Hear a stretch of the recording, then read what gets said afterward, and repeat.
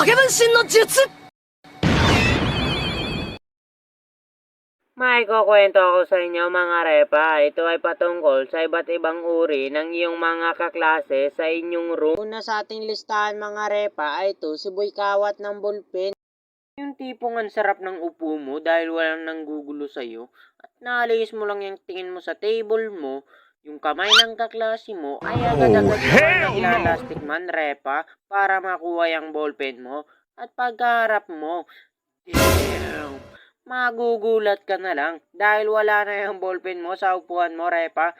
At kahit saan mo pa yan hanapin, ay di mo na yan makikita dahil nasa mabuting kamay na yan.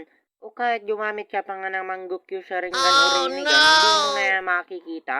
Wala ka nang magagawa, repa, kapag yung ballpen mo nawala na. Kaya kung ako sa'yo, lagi mo yang itago yung ballpen mo para hindi manakaw ng mga kaklase mo. At ang pangalawa naman sa ating listahan mga repa ay ito, yung tropa mong mahilig mantago ng bag. At isa ako doon repa sa mahilig mantago ng bag kaya wag niyo akong tutularan. Naalis kasi yung isa naming tropa no. Ito namang isa naming tropa ay kinuha yung bag ng isa naming tropa at tumakbo papunta sa amin. Oh, ba't ganyan yung mga mukha nyo? Para kayo nakakita ng multo. Paano ba naman kasi pre, para kang kabute kung saan saan ka sumusulpot? Ano pre, dala mo? Siyempre. At pagkatapos namin mag-usap at few minutes, umalis na rin kami para pumunta doon sa guardhouse.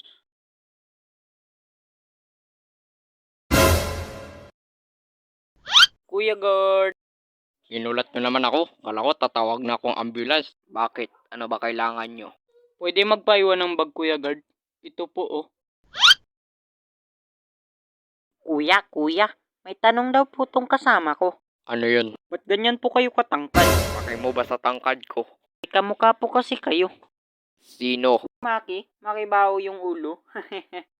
Aba, ko mga bata to ah. Baka gusto nyo rin makibawin ko yung mga mukha nyo. Kung ako sa inyo, tularan nyo na lang ako. Maglaro na lang kayo ng Barbie sa bahay nyo. Ay, sorry nadulas. Ay, Barbie.